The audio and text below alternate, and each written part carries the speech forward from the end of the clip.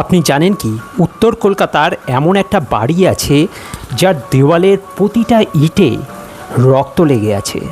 এখানকার পথ চলতি মানুষেরা রাতের বেলায় এই বাড়িটি থেকে কান্নার আওয়াজ শুনেছে অনেকেই। শুধু তাই নয়, ভালো করে কান পাতলে একটু রাতের দিকে এই বাড়ি থেকে ফিস ফিস আওয়াজ কানে ভেসে আসে। এছাড়াও অনেকেই এই বাড়ির দোতলার জানলার দিকে একটা ছায়া শরীরকে সরে যেতে দেখেছে। তারা অনেকেই দাবি করেছে যে রাতের অন্ধকারে এই বাড়ির দোতলার জানলায় একটা বাচ্চাকে দাঁড়িয়ে থাকতে দেখা যায় হাতে পুতুল নিয়ে, এবং সেই দিকে যদি কেউ তাকায় সতে সতেই নাকি সেই আবছা বাচ্চার শরীরটা সেই জানলা থেকে সরে যায়। এই বাড়ির উপরে ছাদের মধ্যে যে পুতুলগুলো দাঁড়িয়ে আছে মানুষের সমান, সেই পুতুলগুলো রাতের দিকে যেন জীবন্ত হয়ে ওঠে এবং সেইখানে চোখ রাখলে দেখা যায় মনে হয় যেন অনেকগুলো মানুষ সেই ছাদের মধ্যে নৃত্য করছে, এবং এই ঘরের ভেতর থেকেও ঘুঙুরের শব্দ শোনা যায় এখনও। সাউথ কলকাতার এক কাপল সৈকত এবং জয়িতা, তারা ঘুরতে যায় এই বাড়িটি দেখার জন্য। তারা আসে যথারীতি বিকালের পর, এবং যে সময় এখানের যত মানুষজন ছিল তারা সব সারাদিন ঘুরে বাড়িটি থেকে বেরিয়ে যাচ্ছিল, এবং ঠিক সেই সময় সৈকত এবং জয়িতা দুজনে এই বাড়িটিতে প্রবেশ করে। বাড়িটি বাইরে থেকে দেখতেই একটা যেরকম হন্টেড বাড়ি বলতে আমরা যেটা বুঝি বা একটা হানা বাড়ি, ঠিক সেরকমই ফিল দেবে বাইরে থেকে এই বাড়িটাকে দেখলে। বিশেষ করে সন্ধ্যার পর অন্ধকারের মধ্যে একটা পোড়ো বাড়ি যেটা ভেঙে চুরে যাচ্ছে, চারিদিক থেকে গাছের শিকড় বাকড় ঝুলছে, এবং এর বলতে পারো প্রায় ধ্বংসাবশের যে বাড়িটার অবস্থা, সেই বাড়িটাকে দেখার জন্য প্রচুর মানুষ ছুটে যায়। তো কিছু তো আছেই, সেরকমই সৈকত এবং জয়িতাও এই বাড়িটায় ভিতরে প্রবেশ করে। তখন সন্ধ্যা হয়ে গেছিল, যে কারণে তারা দুজন ছাড়া সেই বাড়ির ভিতরে কিন্তু আর কেউ থাকে না। তারা বাড়িতে প্রবেশ করে। এত বড় বাড়ি, এবং ভিতর থেকে দেখলে সেই বাড়িটাকে বোঝা যায় যে একটা সময় এটা যে কী ধরনের বাড়ি ছিল, মানে এখানে যে কত আসর বস্তু সেগুলো বোঝা যায়। এবং এর সিঁড়ি দিয়ে দোতলায় যাওয়া যায়। দোতলায় অনেকগুলো ঘর রয়েছে, যেখানে শোনা যায় এখানকার মালিক তারা দোতলায় থাকতেন। তো যথারীতি জয়িতা এবং সৈকত তারাও কিন্তু আস্তে আস্তে সেই সিঁড়ি দিয়ে, পুরনো আগেকার দিনের যেরকম সিঁড়ি হয় করিডোরের সিঁড়ি, সেই সিঁড়ি দিয়ে উপরে উঠে যায়, এবং সেই ব্যালকনি থেকে তারা একটু ফটোশ্যুট করে, যেটা হয়ে থাকে আজকালকার ছেলে মেয়েদের মধ্যে। সেই ব্যালকনিতে দাঁড়িয়ে তারা মোবাইলের ফ্ল্যাশ লাইট দিয়ে ছবি তোলে, কারণ সেই বাড়ির ভিতরে তো অনেকটাই অন্ধকার, বাইরে থেকে জাস্ট হালকা হালকা আলো পড়ে, এবং সন্ধ্যার সময় যে কারণে মোবাইলের ফ্ল্যাশই একমাত্র ভরসা, তাই মোবাইলের ফ্ল্যাশ দিয়ে তারা ছবি তুলতে থাকে। জয়িতা নানান রকমের পোজ দিতে থাকে, এবং সৈকত যথারীতি বিভিন্ন অ্যাঙ্গেল থেকে তার ছবি তুলে দেয়। হঠাৎ করেই ফ্ল্যাশের ঝলকানিতে সৈকত দেখতে পায় একটা আবছা শরীর যেন জয়িতার পিছনে দাঁড়িয়ে আছে। সৈকত হট করে চমকে যায়। তার যে মুখের এক্সপ্রেশন সেটা এক নিমেষে বদলে যায়। তারা বেশ মজার ছলেই ছিল, কিন্তু হঠাৎ করে এরকম একটা দৃশ্য দেখে স্বাভাবিকভাবেই সৈকতের মুখ একটা ভয়ে কাজ করে। তখন জয়িতা তাকে প্রশ্ন করে, কী হয়েছে? ছবিটা তুলে হঠাৎ কী ভূত দেখার মতো চমকে উঠলে? তো সৈকত বলে, না ঠিক আছে, কিছু না। তারপরে তারা যথারীতি আবার সেই ছবি তোলায় ব্যস্ত হয়ে পড়ে। কিন্তু যতবারই সৈকত ছবি তুলছিল, একটা নির্দিষ্ট দিকে মনে হচ্ছিল যেন কেউ একটা পিছনে দাঁড়িয়ে আছে। হঠাৎ করেই জয়িতার কানে একটা শব্দ ভেসে আসে, একটা কান্নার শব্দ। মনে হয় দীর্ঘদিনের চাপা কষ্ট যেন কাউয়ের ভেতর থেকে বেরিয়ে আসছে, কিন্তু শব্দটা কোথা থেকে আসে। তো তারা ছবি তোলা থামিয়ে সেই শব্দটা অনুসন্ধান করার জন্য এদিক ওদিক দেখতে থাকে। কান্নার শব্দটা কিন্তু শুধু জয়িতা একা নয়, সৈকতও শুনতে পেরেছিল, এবং যে কারণে তারা দুজনেই ভাবে যে ঘরের ভিতর কি কিছু রয়েছে, কিসের এটা আওয়াজ, তো একটু দেখা যাক। তো তারা যথারীতি এদিক ওদিক দেখতে থাকে এবং ঘরের মধ্যে খুঁজতে থাকে কিছু একটা। ঠিক সেই সময় জয়িতা একটা দিকে তাকিয়ে স্থির হয়ে যায়। তার কোনো রকম মুখ থেকে কোনো আওয়াজ বের হয় না।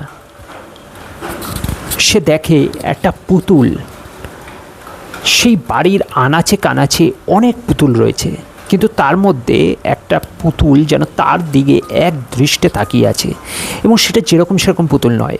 পুতুলটাকে দেখলে অনেকই জীবন্ত বলে মনে হয় যেন সেই পুতুলের মধ্যে কোনো একটা মানুষ যেন রয়েছে, এবং সেই পুতুলটা যেন তার দিকে তাকিয়ে আছে এবং তার সাথে কথা বলতে চাইছে। তো জয়িতা জাস্ট পুতুলটার দিকে তাকিয়ে থম মেরে যায়। তখন সৈকত তাকে প্রশ্ন করে, কি হয়েছে, কি দেখছো? জয়িতা কিছু বলে না। তখন সৈকত তাকে হাত ধরে টেনে নিয়ে আসার চেষ্টা করে ওখান থেকে, কিন্তু গায়ে হাত দেওয়ার সাথে সাথেই সৈকত যেটা লক্ষ্য করে, দেখে জয়িতার সারা গা যেন পাথরের মতো ঠান্ডা হয়ে রয়েছে। সৈকত এবার একটু ঘাবড়ে যায়। তো জয়িতাকে ডাকার চেষ্টা করে, কিন্তু জয়িতার যেন কোনো হুঁশ নেই। সে এক দৃষ্টে সেই পুতুলটাকে লক্ষ্য করে যাচ্ছে। যাই হোক, অনেকক্ষণ পর যখন জয়িতা স্বাভাবিক ছন্দে ফেরে, তখন তাকে সৈকত জিজ্ঞেস করে যে কী দেখছো এই পুতুলটার দিকে অমন করে। তখন জয়িতা তাকে জানায় যে পুতুলটার মধ্যে কিছু একটা রয়েছে। পুতুলটা তাকে যেন কিছু বলতে চাইছে, কিন্তু কি বলতে চাইছে। তো যাই হোক, সৈকত বলে, ছাড়ো, চলো দিয়ে বলে তাকে নিয়ে আসতে চায়। ঠিক সেই সময়ে তারা লক্ষ্য করে একটা ঘরের ভেতর থেকে যেন একটা বাচ্চা হাতে পুতুল নিয়ে ঘুরে বেড়াচ্ছে। তো যথারীতি তারা দুজনেই এবার ঘাবড়ে যায় এবং ওখানে দাঁড়িয়ে পড়ে। দাঁড়িয়ে পড়ার পর তারা যখন মোবাইলের ফ্ল্যাশটা জ্বালায়, তখন দেখে সেখানে কেউ নেই। হয়তো মনের ভুল। তারা জাস্ট এগোতেই যাচ্ছিল, ঠিক সেই সময় একটা চিৎকার আওয়াজ তারা শুনতে পায়, এবং হঠাৎ করে মনে হয় কেউ যেন জয়িতার হাত চেপে ধরেছে। জয়িতা আর এগোতে পারে না। সৈকত পিছনে তাকায়। তাকানোর সাথে সাথে সে যেটা লক্ষ্য করে, দেখে একটা সাদা আবছা শরীর যেন হট করে এখান থেকে সরে গেল। সাথে সাথে কেউ যেন জয়িতাকে ছেড়ে দেয়। সে এবার এগোতে থাকে।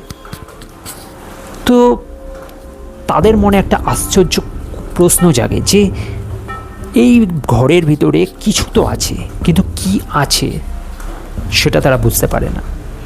কিন্তু তারা কিছু জিনিস ফিল করতে পারে যেটা তাদের সাথে সেদিন ঘটছিল। এবং শুধু তাই নয়, তাদের মনে হয় যে এই বাড়িটার ভিতরে শুধু তারা দুজন নয়, আরও অনেকে রয়েছে, আর তারা কেউ জীবিত মানুষ নয়, মৃত আত্মা। আর ঠিক এই সময় জয়িতা কিছু লক্ষ্য করে সামনের দিকে এগিয়ে যেতে থাকে, আর দেখে একটা বড় ঘর। সেই ঘরটার দরজা খোলা। যখন সেই ঘরে জয়িতা ঢোকে এবং পেছন পেছন সৈকত ঢোকে তার সাথে, সেই ঘরটা মনে হয় যে পুরনো দিনের ধুলো মাখা একটা ঘর, যেখানে মনে হয় আগে কেউ বাস করতো। ঠিক সেই ঘরে দেওয়ালে ধুলো মাখা একটা বড় ফ্রেমের একটা ফটো দেখতে পায় তারা।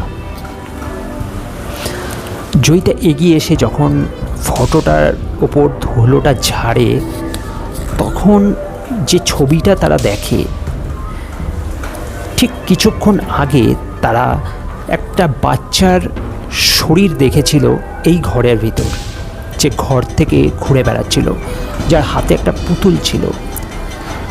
ছবিতেও ঠিক সেম ওই বাচ্চাটাই হাতে পুতুল নিয়ে দাঁড়িয়ে আছে, এরকমই একটা ছবি সেই দেওয়ালে টানানো।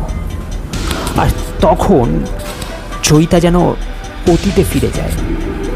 সে যেন এই ঘরের যে ইতিহাস, সেটা মনে হয় তার কানে কানে যেন কেউ বলে দিচ্ছে, বা সে যেন সেই সময় চলে গেছে, তার কিছু হোশ থাকে না। সে দেখতে পায় অনেক যুগ আগে এই বাড়িতে একটি বাচ্চা মেয়ে থাকতো এবং তার বাবা থাকতো।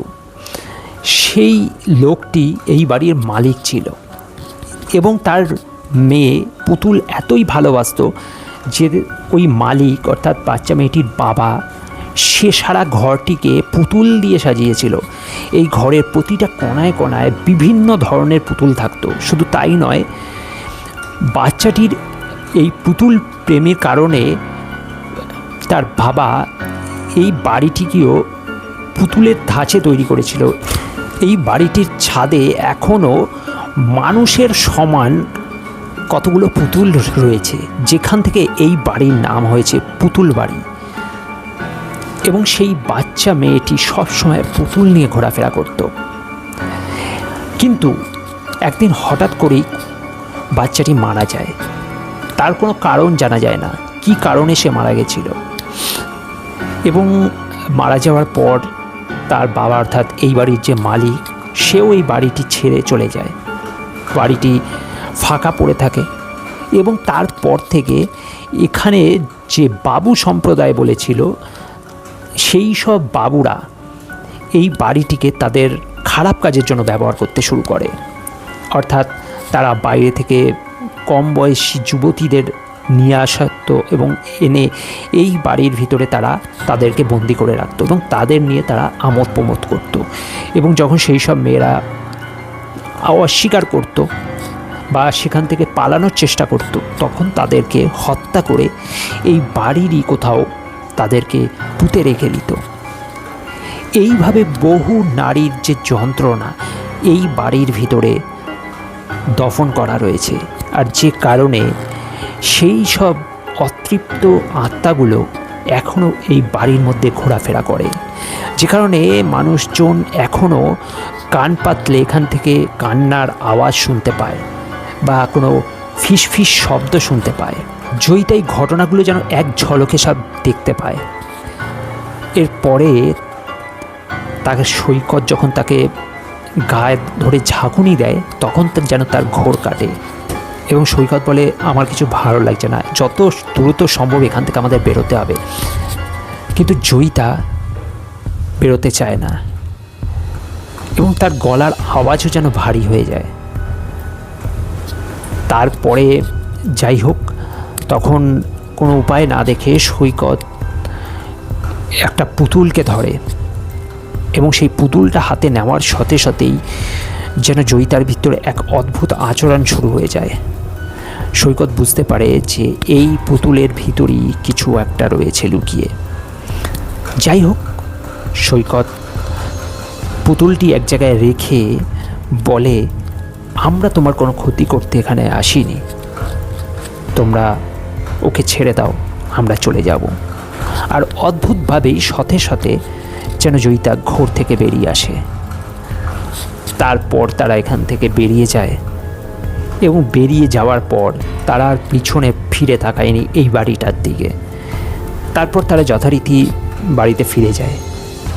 কিন্তু বাড়িতে যাওয়ার পরও জয়িতার মধ্যে যেন মাঝে মাঝেই সেই পুতুলটি স্বপ্নের মধ্যে আসতে থাকে। সে সেই পুতুল থেকে বেরোতে পারে না। কিন্তু তারা আর কোনো দিন এই পুতুল বাড়িতে আর যায়নি। তো এরকমই অনেক গল্প এই বাড়িটিকে ঘিরে রয়েছে। যদিও কেউ কেউ দাবি করে এই বাড়িটির মধ্যে কিন্তু কোনো রকম ভৌতিক কিছু নেই, সবটাই গুজব। কিন্তু সত্যিই কি সবটাই গুজব? যদি তাই হবে তাহলে বছরের পর বছর, যুগের পর যুগ বাড়িটি কেন এখনও সেইভাবে পড়ে আছে? এত বছর পরও বাড়িটির কোনো রিনোভেশন হয়নি কেন? এবং বাড়িটি থেকে বহু লোক যে শব্দ শুনতে পেয়েছে বা আজও কান পাতলে এই বাড়ি থেকে যে শব্দ শোনা যায়, সেগুলো সবটাই কি গুজব? এবং এই বাড়ির দোতলার ওপর জানলার ধারে কোনো আবছা ছায়া একটু রাতের দিকে যদি ভালো করে কেউ লক্ষ্য করে, দেখে যে যেন সেই ছায়াটি জানলা থেকে সরে যাচ্ছে। তাহলে এগুলো সবই কি গুজব? তোমাদের কি মনে হয়? তো যারা গেছে তারা অবশ্যই বলতে পারবে। তোমরা অবশ্যই এই ভিডিওটিকে সাপোর্ট করো। আমি খুব শীঘ্রই ওখানে যাব এবং আমার রিয়েল এক্সপিরিয়েন্স আমি শেয়ার করব। যদি এই ভিডিওটি ভালো রেসপন্স পায় তাহলে আমি ওখানে গিয়ে ওখানকার রিয়েল এক্সপিরিয়েন্স শেয়ার করব তোমাদের সাথে। তখন আমি জানাতে পারবো যে আদৌ কিছু আমি ফিল করছি কি করছি না, এবং প্রতিটা মুহূর্ত আমি ক্যাপচার করে আনার চেষ্টা করব। জানি না ওখানের রুলস অ্যান্ড রেগুলেশন কি আছে, বাট আমি এর আগে কখনো যাইনি। তো অবশ্যই আমি একবার হলেও সেটা ভিজিট করতে চাই। তো যদি তোমাদের সাপোর্ট থাকে তাহলে অবশ্যই সেই ভিডিও আমি দেব। তো অবশ্যই লাইক শেয়ার করতে ভুলবে না, চ্যানেলটা সাবস্ক্রাইব করে সাথে থাকবে। আর তোমাদের ভ্যালুয়েবল কমেন্ট অবশ্যই আমাদেরকে ইন্সপায়ার করে, তাই অবশ্যই তোমরা তোমাদের মতামত কমেন্ট করে জানাতে পারো। ধন্যবাদ।